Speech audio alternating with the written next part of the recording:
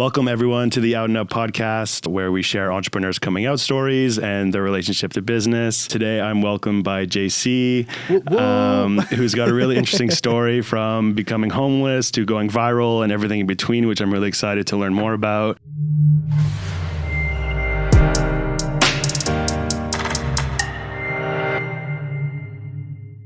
Let's rewind a little bit and talk about like you growing up in Australia, Yes. talking about what was that like? And I guess like my first question, what part of Australia did you grow up in? I grew up in pretty much. Like, I grew up in Sydney. Okay. But I grew up in the because you guys call it something different. I grew up in the area of Bankstown, Punchbowl, which is known, if any of my Australians are listening, the ghetto or the hood kind of Okay. area. But I grew up poor, so. My mom was a single parent. She raised three children on her own. I was 1 year old when my mom and dad were separated. And then, I grew up in that neighborhood and, it was tough. Like we grew up poor, but my mom always tried to make sure that she made us feel like we had everything, even though we didn't have much. Doesn't make sense. So, Yeah. she made me and my brothers always feel like we weren't any different to the rich kids, or my mom would always work hard for us to have things for us and all that kind of stuff. And I take off my hat to this day to my mom because she's the biggest queen that I know. Yeah, respect to all the mom queens out there. Especially the ones who migrate from different countries as well. Yeah. I know how my mom feels moving to another country since I've just moved here. Right. And what were you like as a kid? The best child, let me tell you that. I was the best. I'm What not does that even just mean? tooting because I grew up in a very complicated household. For example, my brothers are 15 years older than me. Both my brothers, I have two brothers. One is, I think, 34. They're much older. Okay, yeah. And they're close in age. They're like a year apart, and they've always been very close together. And, I've never been close to my brothers, and, they were very troubled kids and very, in the very bad scene when it comes to, drugs and all that kind of stuff, like fights. And, Yeah. I guess, growing up through school, they got into the wrong crowd, and growing up being so young and very exposed to that, I just always witnessed and saw my mom struggle and, have no hope and all that kind of stuff. So I always witnessed that, and I always held that to myself and wanted to make sure that I was the easy child for my mom, if that makes sense. So that's why I say I was the best child, because I don't do drugs, I don't drink, and, witnessing growing up that I just thought, that's just not for me. And whatever it is that I can help make my mom's life easier. I grew up in a household as well where it's very judged on everyone, whether it was your race, what you believed in, your religion, or whatever the case may be, because I feel like we grew up as a very religious Middle Eastern background. And, my brothers we went to a Christian school. So I feel like in the school, they created this, you can only be this and whatever the case may be. So they learned that, and also being around the people that they were hanging out with and all that kind of stuff. Having a religious background, did you feel comfortable being yourself as a kid, or? It was very hard growing up around it, because I was always hearing in the back of my mind and going to a Catholic school, which is all priest-driven, church-driven, and in, subjects, it was all religion. It was specifically, I remember my teacher being for gays, and it's you're going straight to hell. At my school as well, if they find out certain people were drifting to the left, for example, thinking that they were gay, whatever, they're experimenting, sexuality, they would take you to the counselor, and if the counselor thought that you were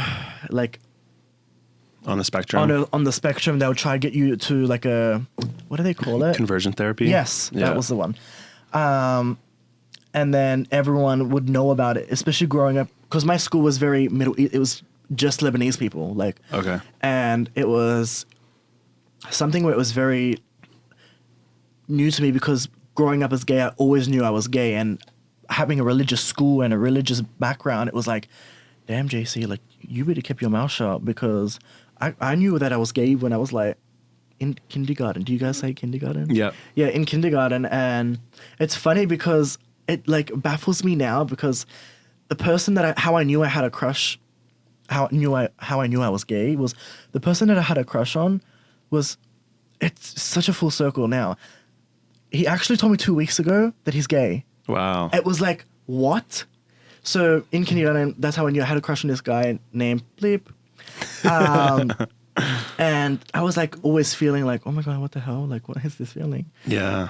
Whatever. And then comes 20 years later, let's just say, I don't know how old I was in kindergarten. Yeah. He tells me that he's gay as well. And it's like growing up knowing all these Middle Easterns that I knew were gay who didn't say You're anything. attracted to that energy. Yeah, who didn't know what to do and how to express themselves because they're so worried about religion and what the Middle Eastern culture, not even just Middle Eastern, ethnic, cultures have embedded into people and their children, is that they're so worried about reputation for the community, for the church, for the religions. Right. But I feel like people are preaching the wrong thing. Like religion is being how do I explain it? Is being taught wrong. Does that make sense? Like, Yeah.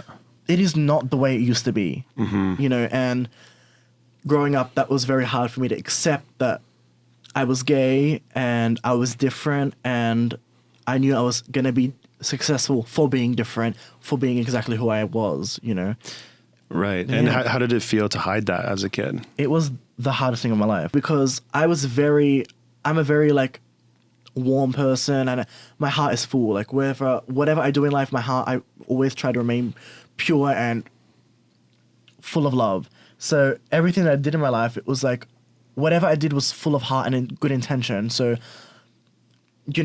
growing up hiding who I was and stuff like that, I always felt like something was missing.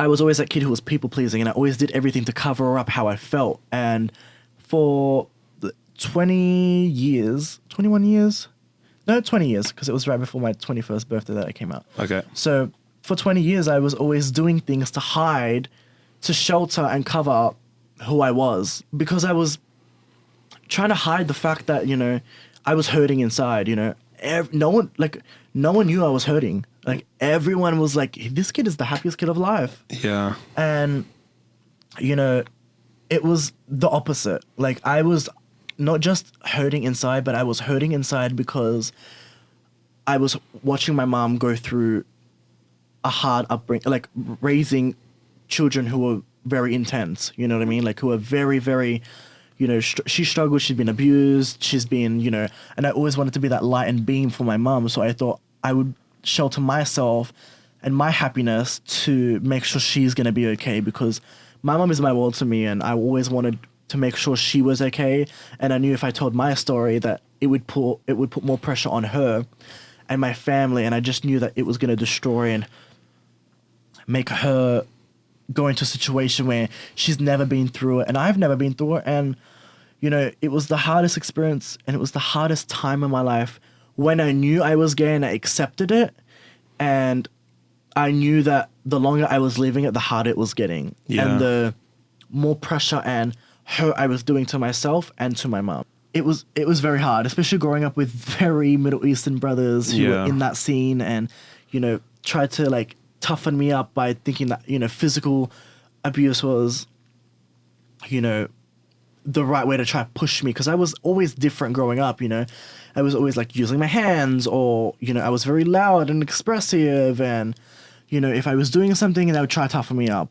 So did you try to like hide those things growing up? Like certain... It's hard because I did, and then when I would get out of it, I'd be like, oh my God, JC, no, get back in character. Like, It was like one of those things, like... So you were playing straight. Yeah, exactly. People who don't know better don't do better. So that's why I always say, like, thank you for bringing me on here, because without people like you and I, people wouldn't know better to do better. Let's go back to like you kind of started talking about it, but like I'd love to hear more about how you've come out to your parents, for example, and like the struggles with that. In my mind, I was like, this is going to destroy your family. And I was like, you know what? I'm not going to hold that burden on myself. Like, why am I doing this? And there was like a preacher who I had been listening to at the time. Her name's Ilania. I don't know if y'all listen to her, but y'all, Elania Vincent, girl, you have honestly changed my life. Like legit, because I'll tell you once I get to a certain part in my life, really helped me. So I always said to myself, one thing that she taught me, Elania, was you need to be selfful for your happiness and not selfless, meaning my cup needs to be full at all times, and whatever is left over goes to everyone else. So in that at the time, it was the opposite. And at the time, well, for the whole 20 years, I was like, boy, you gonna drink a sip of water because you are dehydrated. Yeah. So I had finished work at 11 o'clock at night, and I had just arrived home, tired as shit, let me tell you. Like, it was dark, it was cold. It was like right before my 21st birthday as well. And I was like, well, JC, I feel like tonight's the night, baby, buckle up. So I had my backpack, literally the one actually I have here. I was in my work clothes, and I walked in the door, and I could just tell my mom was like, where were you? And I was like, I finished work. Anyways, I was like, you know what? I can't do this. I went into my room, and I actually have a video. I documented my coming out. Oh, wow. Which was crazy of me to do, but so you live streamed it? Like, not like live stream, like I recorded on a camera. Yeah, okay, cool. Yeah, like, you the technology, I don't know. You do the technology, I don't do that kind of stuff. So, I recorded how I was feeling prior to coming out. Okay, wow. Oh my god, now that I think about it, I haven't even watched that back yet. And you should post that. That's intense. Yeah, I forgot I even had that. Mm-hmm. So I recorded like right before I was gonna come out, and I opened up my door and I was like, JC, you're a bad bitch. Just go. Do it. Bad bitch. Like you have to be your own hype man or hype girl, whatever, or anything in between, you know. And I kept telling myself, selfful, not selfless. Selfful, not selfless. I said to myself, I am not going to be successful to the way I want to be and to the level of volume of success that I know I can have without being authentically myself. Yeah. People were resonating with me for being who I was, and I was not even myself. Mm-hmm. Like, I said to myself, JC, do you understand the power that you have? Like, little did I know what the experience that I was about to go through and the life-changing experiences that I'm about to have. Right. So you tell yourself you're a boss bitch. I was like, JC, you're a boss bitch. Like, tie up your hair. You're about to go down. Like, you may have to fight your mother. Like, because my mom is like a drag queen at heart. Let me tell you, her hair, makeup, heels, all done. Like, she will, in a parking lot, will fight if she has to. Okay. So I was like, you're about to verse your mom. So I sat down. I was like, JC, sit your ass down. I was like, hey, mom, like, I can't deal with this. Like, I need to. So, you know, I sat down and I just knew, like, buckle mother up, let me tell you, because my mom's eyes will eat you for breakfast. She has those eyes that, like, just make you shit yourself, like, and you've done nothing wrong. I was like, you know what, mom? I literally said it like this. You know what? And I paused for, like, legit, which felt like 12 hours. Like, I was like, you know what? And then she's like, what? And I was like, give me a second. I was like, you know what? I'm gay. And legit, when I said those words, I felt the Holy Spirit come down and take my soul. And like, it was like, I don't know, it's so like, because...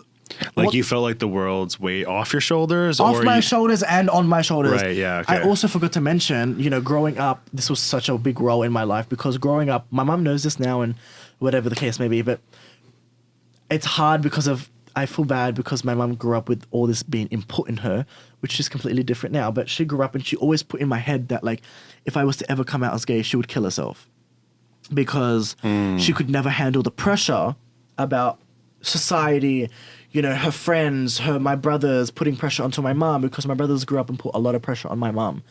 Even though, like, I was my mom's miracle baby because, you know, like, my mom had cervical cancer when she was pregnant with me and, you know, she overcame that. And that's why me and my mom have such a big bond because, you know, I was a survivor of, you know, cancer with her, whatever. And that's why me and my mom have been best friends even prior to me being gay, like, coming out as gay. So... I feel like she used to say that to me because she was so afraid she knew that this world was tough, and she never wanted me to Go through that. She thought by her saying that I would not come out, and it would be a lot easier for her and me, and to try shelter me away from the hardship that she knew that would be. So when I said those words, that was like in my mind, I was like, JC, you can't hold this burden on yourself worrying about your mum going to do something to herself because of your happiness.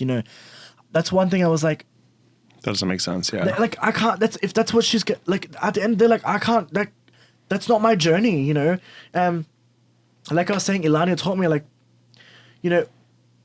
being soulful for your happiness, she always said, is gonna like upset a lot of other people, let me tell you, because not everyone's gonna like you being happy and doing things for yourself. And she goes, you're gonna lose people and you're gonna gain people for your happiness. And I even said to myself, if I have to lose my mom just to be self and gain my happiness, to be my authentic self, well, baby boy, buckle up, because that's what you got to do. So what happened? So I told her, and I was like, well, if it happens, it happens. That's just my journey. And her reaction was like, at first, not as dramatic as I thought it was going to be. But little did I know, she started getting crazy. Like after, so I said it, and I just started like crying and crying and crying. And, growing up, I never cried much because I was like always tried to be the backbone for my mom. And I was young. Like I was very like, should not have gone through what I went through, and tried to deal with everyone's emotions so young, So my mom tried to, like, she was screaming and screaming, you're the devil's child, you're this, and then, you're going straight to hell. How can you do this to me and your family, your brothers? Like, you've ruined us. You've, this is so intense, but like, she spat on me. She like threw shit at me. Like, it started getting violent, it was really bad. Like, Mom, I love you now, but like, and she knows, like, I can tell this story now, but like, she threw a lamp at me. She threw shoes at me. I laugh about it now because I'm like I went through that. Like, it's not laughing as in funny, but it's like, damn, JC, you like really did that. And that was only the beginning of my journey. It was like 2 weeks where I didn't speak to my mom at all. Like, because of coming out, she like did the whole, like, I'm not talking to you, like, and she was still abusing me every night. Like, every night I got home, every night I would cry myself to sleep and, try pray the gay away. Like that, how, I, coming from a religious background, it was hard to hear, like, you're going to hell, you're going to this, you're going, like, my mom would spit on me, like, throw shit at me, like, and it was just like, what? Like, I grew up as an amazing child, and this is what I get? Like, I was there for you, and this is what I get for being an amazing child, being myself? So the whole 2 weeks of me not speaking to my mom, and I was like to myself, okay, JC, like, you really need to get your mind together. You need to be strong. Your life is about to change. My brothers had not found out yet, and at this point, the 2 weeks go by, I was like, oh, now I can hang out with my friends, like, who are gay, woo, like, yeah, without feeling so scared. It's over. Put on a bit of mascara. I was like, feeling myself. I was like, it's game over now. So I was going out, which I was not much of a drinker, so I don't ever really drink much when I go out. So I was going out, like, nothing crazy. Like, I was going to watch drag queens, and that's really it. So the 2 weeks go by, I record on Snapchat. Snapchat sponsor me. Like, one of my drag queen friends in Australia, performing, and my brother's fiance at the time's best friend, watches my story and says, "Oh, I'm so glad you came out. I'm so glad you came out as gay. I've always known you were gay." Meanwhile, I didn't come out as gay. Like, she was just trying to milk this, like, because she saw me at a gay bar. Does that mean I came out? Like, that means so, like, nothing. Mm-hmm. Anyways, so she then tells my brother's wife that I told her that I was gay. Oh, wow. Which I did not. Like, I ignored her message, right? So my brother's wife, like an idiot, tells my brother, who, no, she knows that my brothers have always said that if I was ever to turn out to be gay, that they'll bash me to death. So like I said, my brothers are thugs. Like my brothers grew up in that scene. So maybe when they said something, they meant something. So I was like always like afraid, you know. And my brothers, I was never close to my brothers because my brothers never understood why, and I could never tell them why I was never close to him. They just thought I just never wanted to be with them because they were thugs. No, it had nothing to do with that. Like, because when I was with them, I could never be myself, and when I was myself, they would always judge me upon it. So she then tells my brother, and meanwhile, I don't know anything at this point. This is what I get told after. So I come home one night. So slowly, my mom's getting better at being, you know, throughout the 2 weeks, she's starting to talk to me again. And she's like, okay, well, you're gay? Okay, whatever. You know, but don't tell your dad or your brothers until you escape to LA, you know? And you run away because, you know, she didn't want the whole pressure to be here when she was here, whatever. So little did I know, the one night that just changed my life was a Thursday afternoon. I finished at 9 o'clock at night. By the time I got home, it was like 11 p.m., which was really late. I came home and then my mom was sitting there and in the dark, and she was like, yo, JC, like, angry. And I was like, I don't know what the hell happened. Like, yesterday you were okay. And just started arguing about being gay again, and it repeated itself. Anyways, like, trying to convince me that if I have a conversation with my brothers, that it would change me to being straight. Like, there was a way of somehow making me straight again. Like, allegedly. Again, yeah, okay. And then, you know, my brothers, she's like to me, like, we get into this massive heated argument again, and she's like to me, your brothers know, and da-da-da-da, like, starts... Also, side note as well, like, prior to me coming out, my brother would always call my mum on speaker, and it's so weird that I say this now, though. And I'd be in the car on Bluetooth, and I would be sitting next to my mom, and my brother would say to my mom, oh, watch out, like, I think JC's gay, like, he's been acting weird and this and that, like, make sure you try to toughen him up, like, stop babying him. They always... While you're sitting right there, wow. While I'll sit, like, you know, my mom would be like, shh, like, don't say anything. You know, because my mom knew deep inside, I think, but till this day she denies that she knew, like, okay. So prior to, you know, my mom telling me and having this big argument when I came home from that Thursday night was, you know, she was trying to say that there was a way of me becoming straight again, like trying to see if I hang out with my brothers that I'll, you know, learn to be tougher or whatever the case may be. So my brothers found out. My mum was like really angry that night because, you know, the pressure of my brothers made her be a different way. You know, even growing up, like when mama was stressed from my brother, she'll take it out on me, you know? So my brothers put pressure on her, started blaming my mom because she had met my brothers prior to me coming home, you know, and she had a massive argument with my brothers prior to me coming home that night, and they were blaming her, like, you babied him too much all our life. But no, me and my mom just had a special bond because, you know, growing up, I was her miracle baby, you know. You don't just make someone gay either. Yeah, so like, it goes back to that. You could take a pill and she gave me pills and potion? Like, no. Like, what, because she's connected to her child? That's why he's gay? No, shut the hell up. Like, just because you have a different bond with your, you know, I was always a good child. Why would my mom not have a good bond with me, you know? And I was always like the softer child. So, but because my brothers were very, you know, thug and tough, and they thought that I had to try be that, like, yeah, you know, and eventually they, you know, knew that I wasn't. So my mom had the massive argument with my brothers, whatever.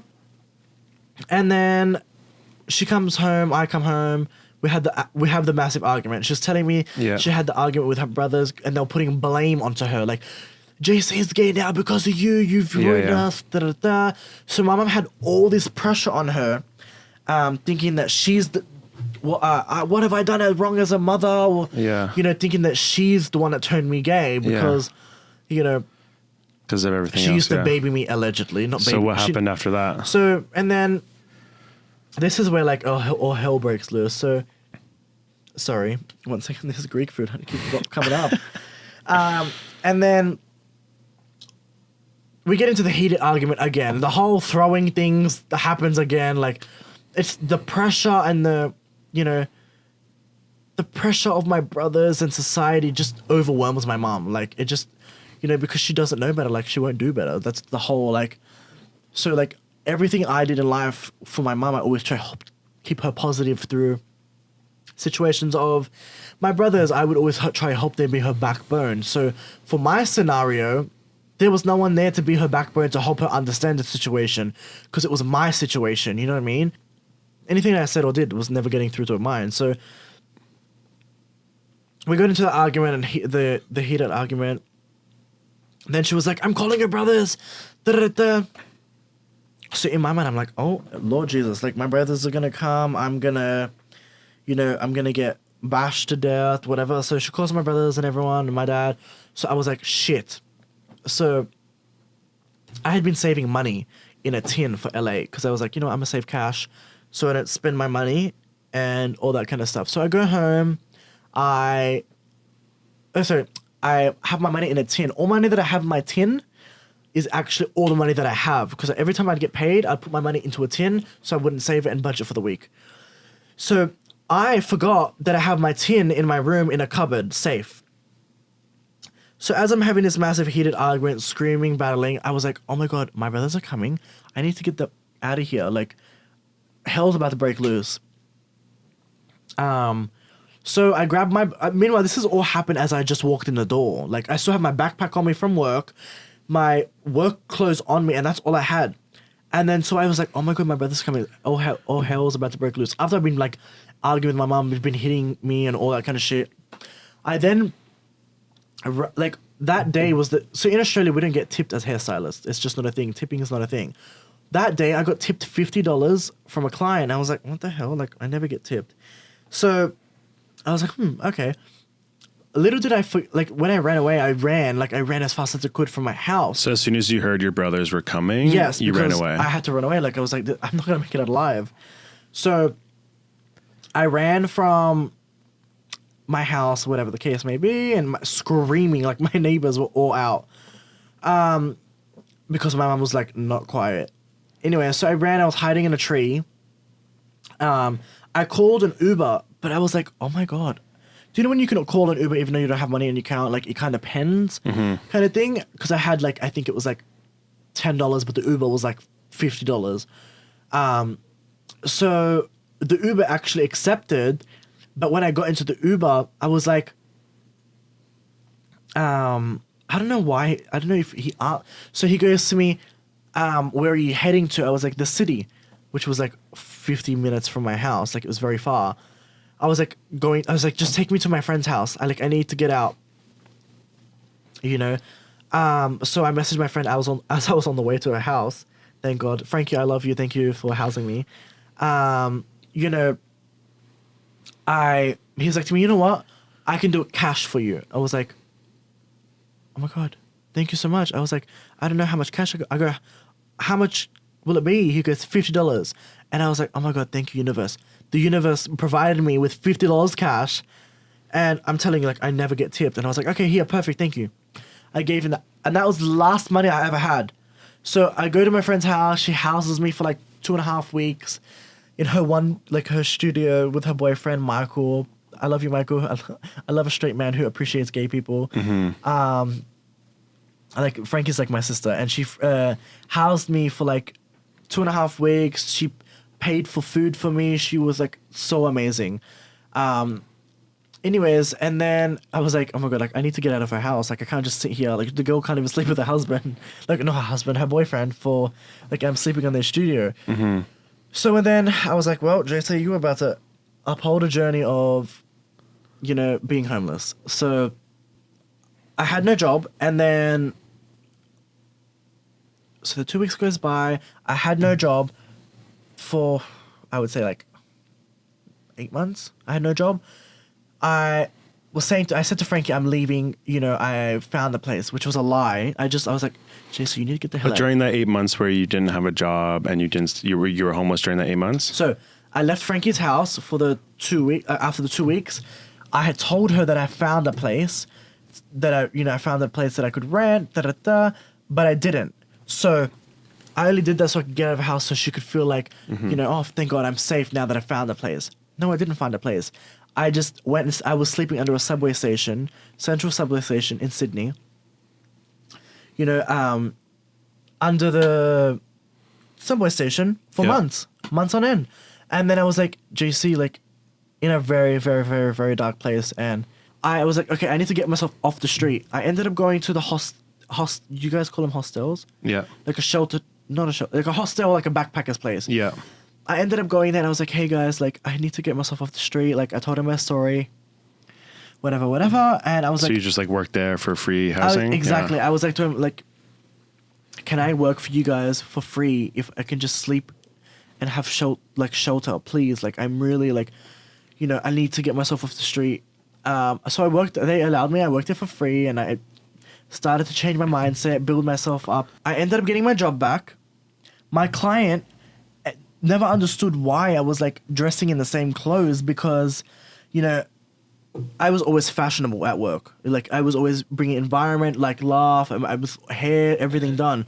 Yeah, and she was like confused about why I looked homeless, you know, and she was like, are you okay? I was like, I'm fine, hee hee hee. Like, you know, I was always one to never tell people my problems because I was like, growing up in a household of, you know, you never told people your problems, you know, and I was always afraid to tell people, you know, that I was not okay.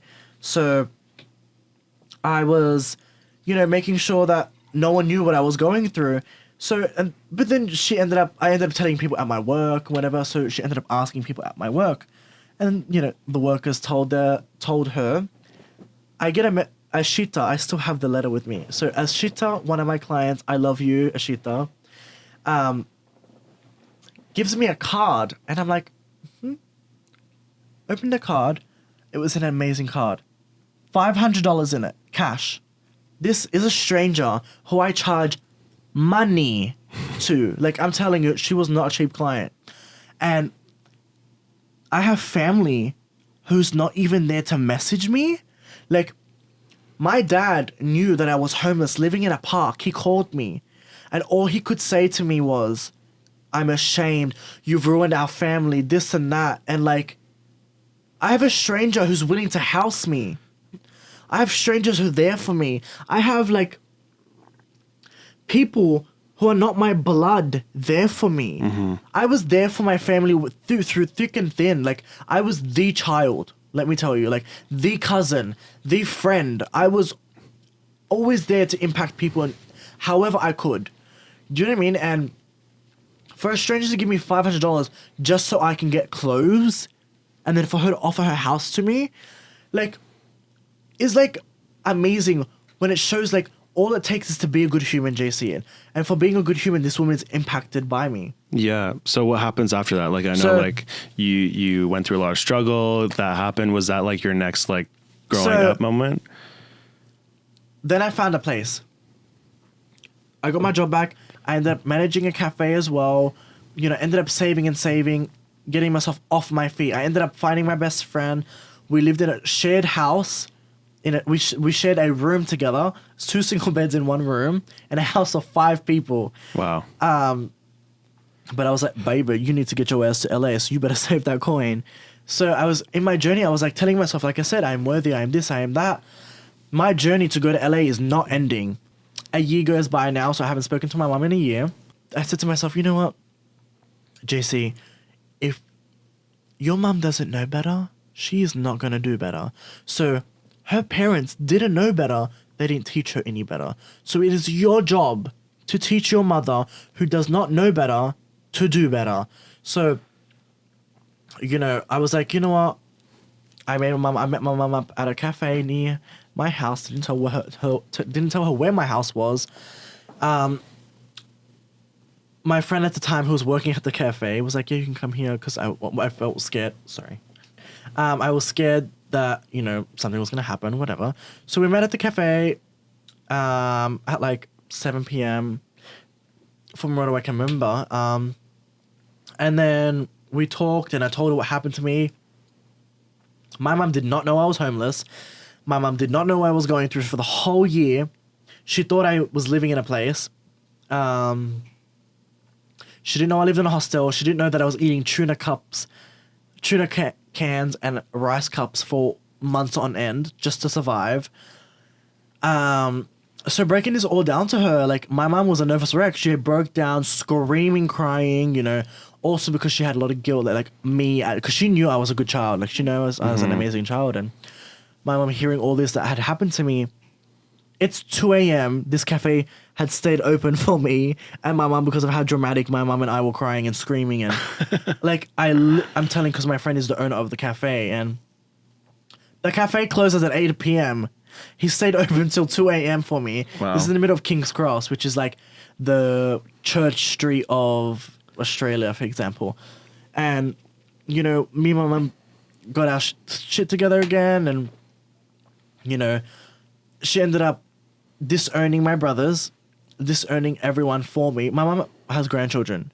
Disowned everyone for me because, my brothers don't accept it. So... But she does now? My mom is like the gay activist now. Let me tell you that. Like, yeah. My mom will fight. Like, she's like a whole nother. My mom's been a gay activist for everyone but me. That's what I mean before that. That's so interesting. Yeah. Yeah, right? You've gone through a lot to get to this point, and now you're an entrepreneur in so many different ways, as far as, like you said, being a chef, to singing, to doing drag, to being a host. You to say ho. I was like, to being a ho. Like, we really are. No, to being a host, and you work with a lot of brands and do a lot of brand deals and makeup, especially, and hair too. Yep. And I know you've done. On your Instagram, you do show off a lot of looks and a lot of makeup tutorials and things like that. And there was one post specifically that you posted, a selfie where you had some nice, beautiful, stunning makeup on, and it got reposted. Yeah, so... And it went viral. Exactly. So, which is so... Like, things that go viral to me are like, so like, what the hell? And what's interesting, because when I looked into it, the brand has like 14 million followers. And they posted this picture. And if you look at the average comments, it's around like 50 to 100 comments, but the picture with you has like 23,000 comments. So tell me about that. So I actually know what. Sorry, I actually know someone who works for NYX. Well, I know all of them now, but prior to that, like, I knew someone who worked for NYX and who's like the behind the scenes, and I didn't even know he posted the photo because I was in LA. And okay, so prior to that, I was going to LA. I skipped a whole, like, so I was saving to go to LA. And when I finally went to LA, I was, meeting amazing people, and my Instagram was starting to get, prior to going to LA, was like 10,000 K on its own, like just me working hard, trying to do what I want. And then, when I went to LA, just networking and meeting amazing people, and then I started getting invited to events, and I was like, oh, shit, this Australian Middle Eastern boys out here doing things. Anyways, so, and then I was like pulling looks, looking apart, because I grew up, like I said, my mom was like a natural drag queen. Like, my mom would never allow me to go to the grocery store if I didn't look apart. So everyone also, one thing in LA is like, people are like so drawn to Middle Easterners. Like, every time I would tell people that I was Middle Eastern, they're like, oh my God, you're like Kim Kardashian. I'm like, okay, slow down, sister. Okay, like, wow. Calm down. It's just big brows. Anyways, so I got invited to a NYX event. And then going to the NYX event, for example, I was staying with my friend at the time. His name's Henry, who has his own brand, Hank and Henry, makeup brand, who's so talented. He was actually going to invite me to the event as his +1. But then he invited me to the event as his +1. So as I'm getting ready, I get an email from NYX Cosmetics, which is so funny. They're like, hey, not an email, a DM from the person who organizes the whatever. He goes, hey, I just came across your page and just wanted to say if you wanted to come to the event today. Sorry, I had to have a sip of water. My mouth is getting dry. Woo! It's at so-and-so. I was like, oh my God, yeah, I'm actually coming with Henry as his +1. He's like, perfect, we'll see you there. So I go, whatever. It was for their launch of their new foundation, their first ever foundation. First ever foundation. So I go there, they give you a goodie bag. I meet the people and they become obsessed with me for some reason because I'm Australian. I end up leaving and I was like, you know what? The next day I was like, I'm going to do a look. So I did a look while I was home. Using their foundation? Using their foundation. Like a normal kid would. Like I was just at home bored, like creating. Did a basic, well to me it was basic, but just did a look, took a photo. This was when I was in LA. I posted it when I was in LA, which was in I don't even remember, it was like June. It was in June when I posted it. And I left LA. I was there for 3 months. I arrived in May, June, July. I think it was August, whatever. I ended up going back to Australia in August. And it was so random because they posted the photo August, in October, right? Months and months after. So I'm just back in Australia doing my thing, working, I don't know, creating content, back to doing what I was doing. And then they repost my photo and I'm at home and so months after you posted the photo, they reposted it? Months and months after I posted the photo, they posted it. Strange. Right? Goes by and my phone's blowing up and I'm like, what the fuck is going on? Oh my God, is my mom okay? And I was like, good Lord. I look at it, I'm like, Nick's Cosmic. I was like, oh, baby. And I was thinking it was something positive. I was like, oh my God, I'm being posted. Oh my God, woo. But then I'm starting to read the comments and I'm like, yeah, they're really going in. Yeah. There's a lot of I'm talking about I have had 12 articles written about me. I've been interviewed on radio stations. I've been, Daily Telegraph has been written about me and there's an interview about me on there and because of how bad. So my friend, like I said, works for NYX Cosmetics and he told me it was the only photo that has ever had the most likes, the most comments, and the most controversy ever in their whole company till this date. Mm-hmm. All because of normally meanwhile they post boys on their page, but it was because I was masculine, feminine. I had long hair on the photo, and a beard. I have a beard. I'm pretty. It was not a lot of boys don't. They think gender roles, which is also a very important topic. About they think that because you wear makeup, that you have to shave your beard or you have to be a certain way, or because you wear beard, I have to wear nails and all that kind of shit. No, you know what I mean? I was not. I like being androgynous. You know what I mean? Mm-hmm. When I'm just myself, when I'm not in drag, and and it was such a oh my God, what the hell? Is he trans? I'm not supporting your company because you're supporting a guy who's wearing makeup and trying to be a girl. This is for girls. Yeah, there was thousands of comments disgusting and just I don't support you. The shocking was how much people abandoned the brand and things.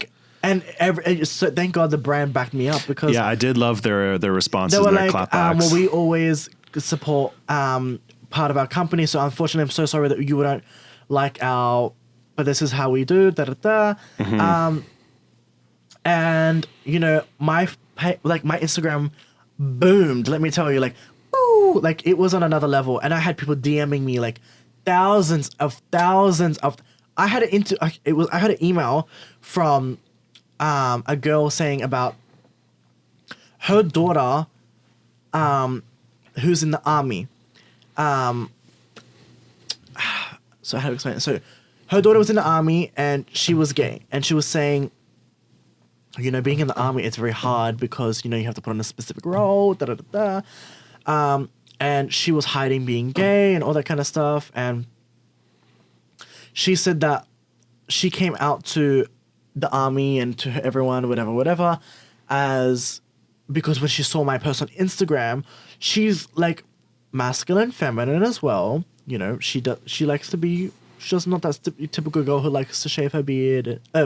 Like shave her beard. Like you know, like you know how they say girls have to wax or girls have to do this or girls have to do that. Like, you know, well, it's like me. Like they say that guys can't be feminine, can't wear this. Like, I look as fish as a woman. Like when I shave my beard, baby, it's game over. You don't know what's hit you. Let me tell you, you know. And she was saying that like it really touched home for her. She cried and cried to the point where her son. So she has a son. You know, I don't know her full story, but like I know that she's lesbian and then she has a son, who came out to be gay because of me as well. It was such a like mind-baffling like. Because she had a child, you know what I mean? And she had a daughter, she had a child, but she came out as gay as well in the army. Does that make sense? And it was very tough for her because in the army, it's very like a, well, I'm not in the army, but I mean, she said it was very hard and tough. Yeah, of and, course, yeah. Because you have to be a certain kind of role, I guess. I don't know. Yeah. But she said that her son, you know, came out as gay because seeing that, you know, her son was like, I think was like not far from my age, to be honest. I think it was like 19. And he had a beard and all that kind of stuff. And he used to get judged upon, like at school back in the day for wearing makeup and all that kind of stuff. And she always let him be. And she said, you know, you can be and do whatever you want, all that kind of stuff. And it was so inspiring to hear that, like, I have no idea who she is. Like, you know, for me to get thousands and thousands of messages and radio stations, like all this kind of stuff, all because of me being myself. And it was just like a selfie. Like, if anyone sees this photo, y'all need to go on to NYX Cosmetics page or on my page. It's like, you've seen the photo. It is like a photo of me basic, like, yeah. Like, I'm not even wearing lashes. Like, it's just a mascara. And, like, it's just because I did a cool makeup eye look, and it's a pretty photo. Like, I'll give it that. Like, yeah. But it's just simply me being myself, and it's funny how the universe works when you 100... This is exactly goes back to me telling myself that I'm worthy, I'm talented, I'm all these kinds of amazing things. The universe is going to provide you all these kind of things. Whatever way it comes, honey, but it's going to give it to you. Mm-hmm. You know what I mean? Like, I went from being homeless to being... But because I kept telling myself I was all these amazing things, the universe is going to push you and provide you things in ways that you don't know how they're going to come, but they're going to come. Yeah. You know, people think that you ask for things, but people don't understand the lesson and the way it comes isn't always going to be the way you think it's going to come. Like, it's going to come easy in a way. It's like, I want $1,000. Okay, it gives you $1,000, but it didn't realize that you had to go through crying, pushing, like 1,000 things before you realize, oh, I didn't realize it was going to be that hard. And how did you deal with, I mean, there were so many amazing supporting comments, and I think that really flooded in after people started sharing how much hate the post was getting. It was like, oh, I saw that your post got a lot of hate for you wearing makeup. So many. So then a lot of people came in and was like, actually, this is amazing. I love this, like sending so much love. Like, I think that's the most wonderful part of that is like that darkness created a lot of light. How did you deal with all of the darkness though? Like as far as like so many trolls. Honestly, I went back into a little slump. Yeah. So I was like, wow, like people, humans are shit. Like, shit. Like, they don't know better. Like, in a society of, like, especially, like, with how, like, certain, like, with, like, for example, the way the world is running with, like, rights and all this kind of shit, it's like, like, we are change. And this is your version of change, is by bringing people down. Like, how are you trying to bring this world to a better place if you're like, imagine I was your child. Like, do you get what I mean? Like, I went to a dark place because I was like, when I thought I got myself back up. Do you get what I mean? Like, after going through all what I've been through, being myself, and I was like, JC, is it worth it? Like, and then I was like, you know what, JC, no, pick yourself up again, baby. You ain't been and done worse things. Yeah. Like, you've been through harder times.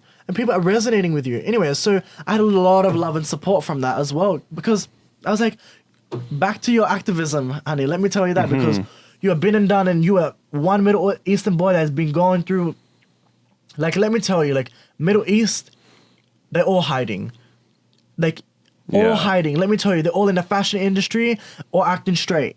And it's so sad, because I have so many successful friends in the industry who have not come out because of worried about losing their jobs, worried about feeding their families, worried about all these kinds of things. Or the religious constructs. Like, you know, and it's disgusting. In because a lot of those places, it's illegal to be gay, or you're stoned to death, or you're put in prison, or you're in Lebanon, lashed. it is still illegal to be gay. Yeah. You know, and it's so funny. I have messages from people in Lebanon, Dubai, Abu Dhabi. Abu Dhabi, Kuwait, like Mexico. Like, guys, I know Mexico and stuff is not Middle Eastern, but I'm saying, like, ethnic cultures, like Greek people, like Colombian people. Yeah, it's very inspiring. Like, all ethnic cultures message me about, not just because I wear makeup, it's because I'm androgynous and I'm not afraid to wear women's clothes. You know, I'm not afraid to express who I am and speak on what I believe in and how I should go about it. Like, you know, there is no Lebanese young man like me who is willing to sacrifice to gain. And I really believe in sacrificing to gain. You know, I sacrificed my life, my family, everything, just to be a voice of reason. Yeah. Do you get what I mean? And I have this really good quote that I always say, especially when I was coming out, was like, you need to sacrifice who you are for who you want to become. Yep. Boom, right? It's like, honestly like exactly what I believe in. And even today, it's gain. like, where do you want to go? To get there, you have to sacrifice some things, or what areas do you want to get better so funny in? I have not even told you that, and you have a very similar. Yeah, well, I think that's just relatable to anyone, right? Yeah. Like, to get the things you want, you have to change. You have to adapt. A lot of people who don't come out don't realize that they're so afraid to sacrifice to gain. Like, I sacrificed my family, comfortability, everything, to being homeless to gain happiness. You know, and people think happiness is easy to get. Yeah. Some people's journey it is, some people's not. You know. Do you think like those struggles of coming out and being homeless helped you deal with all that hate and like those struggles in business? I feel like yes, but I feel like yes, it has. But I feel like in the way that as a community that I had, we worked together to help us gay people, LGBTQ, everyone, and in between, get to places. Because if I don't have an audience who believes in what I believe in, I'm not going places. Yeah. You know, that's why it's so important for us as a team to work together and not to diminish anyone in our community or outside our community. Because we are the ones who make each other successful. Yeah. You know, and that's why I'm so, like, I reached out to you saying that I want to come on this podcast because I was like, boy, I want to support you to support me because I have a voice and story and so do you. And, you know, anywhere that I can import an impact, I will be there. Yeah. And I really appreciate you like kind of seeing the podcast and seeing it as a vehicle to share your story and to inspire other people. And I mean, you have a good audience as well. So I love the fact that you weren't scared to reach out and to send a message. I hate that. I really loved it. Going back and forth to LA, you experience like, oh, I have a certain amount of followers. I can't do it. Like, you're human at the end of the day, punk. Like, humanity. Come on. Yeah. So you've also like going back to like LA and all the brands and things like that. Yes. You've worked with a lot of different fashion brands, a lot of different jewelry, magazines, a lot of magazines. What kind of story do you think these brands are trying to tell with your type of campaign? Okay, so brands love that I'm androgynous and I'm Middle Eastern because, like I said, you know, there's a lot of people who are so afraid to be creative, embrace themselves, you know, and people think that by being confident is being cocky, and it's not the case. I'm very confident with who I am as a human before I am as a talent or anything else in between. You know, because I know I'm talented and I know I'm a good human. Combining that together, I know I have a lot to offer. You know, and brands see authenticity in me, in a human.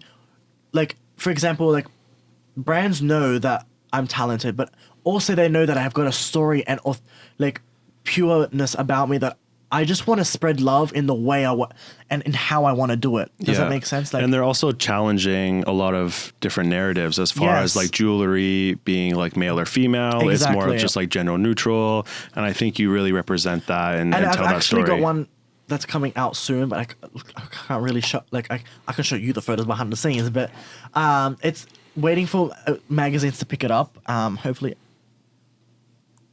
Out Magazine picks it up. And all them kind of LGBTQ and everything picks it up, because it's really about. It's funny, the designer actually turned out to be Australian. It was about like showing masculinity and femininity and androgynous. It was like very latex. I was wearing heels. I was in the bush. I was also wearing like, it was very like leather chaps. It was like Christina moment. It was like very amazing, and it was showing a lot of like different in between, like it was like, how to explain, like I was full beat.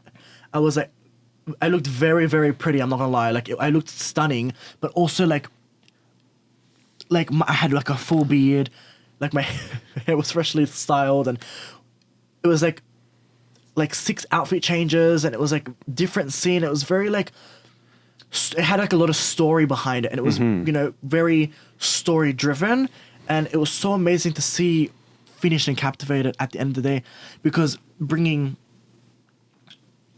everyone's work together and creating such an amazing art form and work, which I love doing. It's one of my favorite things to do, is to create a vision and put it out. It was like, it's just one of the most amazing things to have, to be able to be expressive with what I do and how I do it. Yeah. And I think you're really like pushing a new vision forward, and, like, cause even just with that post, it's like, there's so many people telling you not to do it or like get uncomfortable with it. But, so many people need that to be told. And it's just like going against the majority of content too. So like, I really appreciate the fact that you're willing to be uncomfortable and kind of chase that growth. I always get backlash, but I mean, maybe so did Christina Aguilera when she wore them chaps. Let me tell you.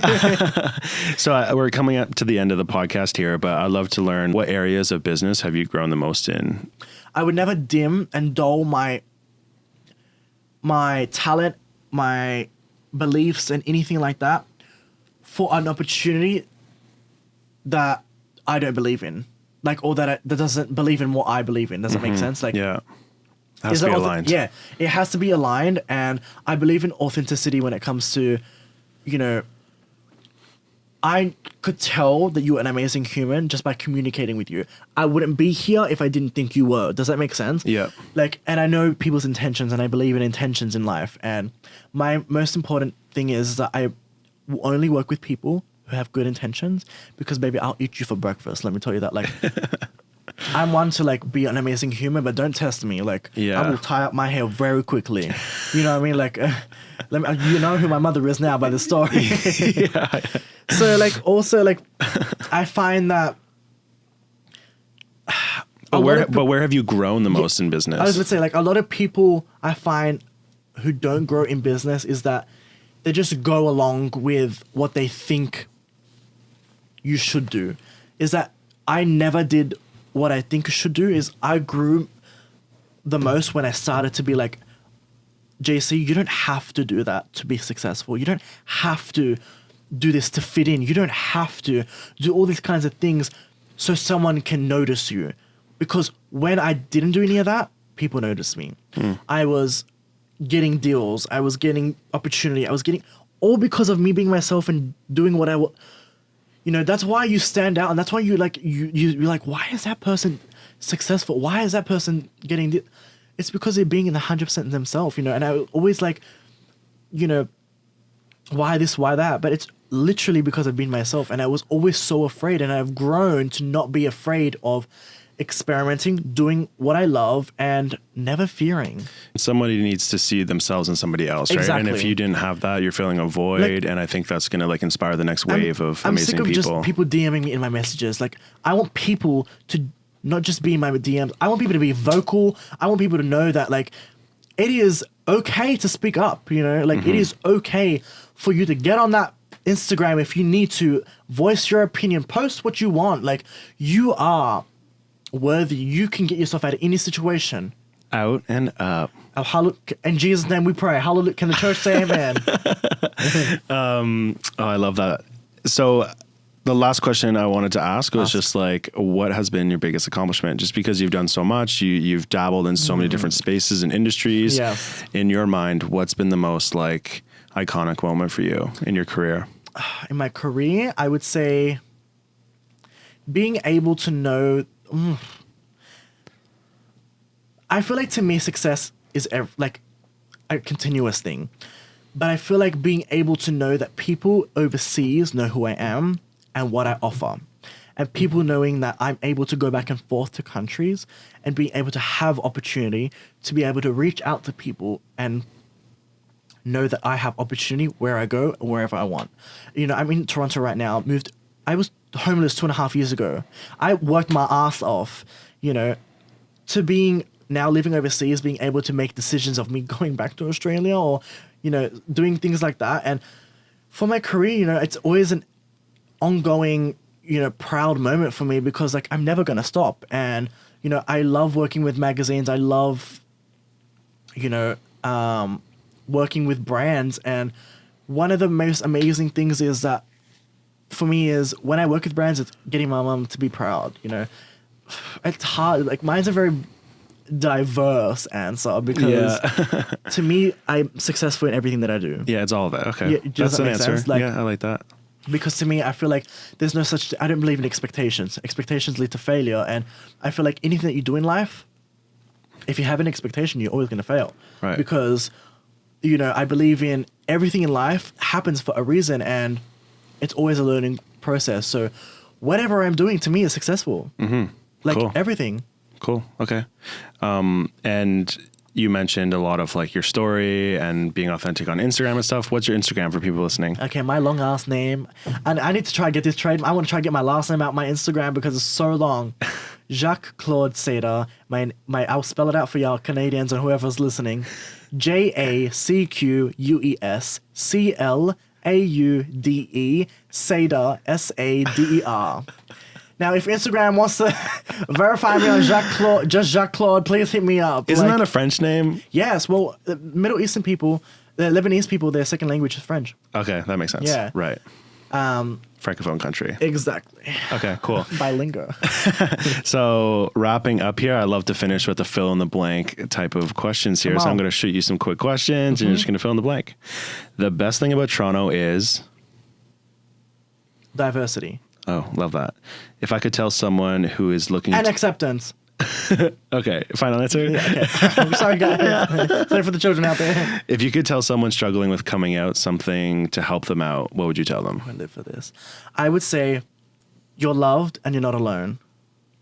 And just know that you have to sacrifice to gain whatever it is that you want your end goal to be. But just know everything happens in the right time for a specific reason, for a reason. Right. The best advice I ever got was? The best advice I ever got Selfful? was, that's one of them. That's actually, like, I'm mentioned telling that you, a I lot. tell that to everyone. Yeah. Because Do you have it people tattooed? always think, I'm literally want to get a tattoo. Yeah. Like, it's so funny because as humans and, you know, being raised, we're always taught to, you know, not be selfish or not be a bad human, but people mix up being selfful as being selfish. And it's the complete opposite. Being selfful for your happiness does not mean you're a selfish person. It means my cup needs to be full at all times. And that is, you know, one of, That's that's the important. one I would say. Cool. Being homeless taught me? That I am undefeated. I am everything that I know I am. Okay. My first thoughts when I heard about the Out and Up podcast were... I can't wait to get on here and be good and scream and just tell my story. Like, I'm no filter. So, like, I try my best on here just to be PG. Yeah, you bleeped yourself. I was trying to bleep. I was like, just in case you ain't got the technology for that, I was like, I'm a one-man show for you. Okay, cool. I wish I never I wish I never. That one's a hard one. I wish I never held like. I wish I never held back when I was younger. Okay, good answer. Yeah. The best part about being gay is Being gay. Like, are you kidding? Being gay is everything. Like, no, I feel like because we have our own community and family, I feel like whether you don't agree with being someone who is like, agree with someone who is gay, like you have a disagreement, you always feel like family. You know, you can always rely on someone. You can always have a family support. Like, I don't know you, Dan, from a bar or so, but I feel like you're my cousin. Mm-hmm. Do you get what I mean? Like, Mm-hmm. I feel like there's always a community of a safe space that we've created and worked so hard for. Okay. And if I had to sing one song right now a cappella, I would sing. Oh, wow, you really... I was singing one today, actually. What was it? And I got stuck in my... Does anyone... It was like Christina Aguilera and Craig David. The Christina Aguilera song was... Hey, boy, don't you know I got something going on. Was that one? Or... I got an invitation. No, there was... Oh, remember the song as well? Craig David, I'm Walking Away. I sang it to my coworker and she was like, what is that? I was like, I'm walking away from the troubles in my life. There's no one even knows. I don't know that one, but You can... Okay, this is a Canadian problem. Because everyone that I've spoken to, I was like, yeah, No, not I following. was like, do you know Whitney Houston, How Will I Know? Like, Yeah. how will I know? No. Ooh, that one's a good one. How will I know if he really loves me? I say a prayer with every heartbeat. I Nice. fall in love. Ooh. Okay, girl. All right, we'll wrap this up now. Any messages you want to share before we go? I just want to say that, like, I'm super grateful for, like, you guys and actually having the opportunity to, like, spread, you know, love and awareness and all that kind of, because it's super important, especially in the world that we're living in right now, like, with presidents, climate change, like, everything in general, like, it's just, like, everything together, I feel like we can make such a difference, and I just want to say that I love people like you because you are truly people who make differences like me, and without people like us, where would we be? You know, where would gay rights be if people like us didn't vocalize things, you know? And Right. I just want to say, anyone out there listening, is that just know, like I always say, you are worthy, you are loved, you are important, you are valid, you are all these amazing things, and that in life, what's for you will not pass you, because everything happens in the right time. And you know, if it's not meant to be, baby, if that boy ain't pleasing you, get rid of him. If that girl ain't pleasing you, go. Like, life is too short and it's not for you, so keep on pushing. Like, Cool. Love that. Those are great last words. let me tell you, how long I've been holding this pee in for? Like, your boy has been sipping on this water. Well, with that, it's a wrap. Thanks so much for coming here and sharing your story. I really appreciate it. Thank you so much. And thank you to the guys behind the scenes. Yeah, Ross and Laura killing it. Whoop, whoop. Yeah, and thanks everyone for listening, whether you're watching on YouTube or listening through Spotify or Make sure Apple y'all stream this Podcasts. podcast, because this young man over here is talented and I am super grateful. Yeah, so if you do like it, leave a review, subscribe, share, like, do all that stuff. It does Y'all go a better. long way, so thank you so much. And just remember, everybody needs you. In Jesus' name we pray. Have a great day. Thanks, guys. Bye now.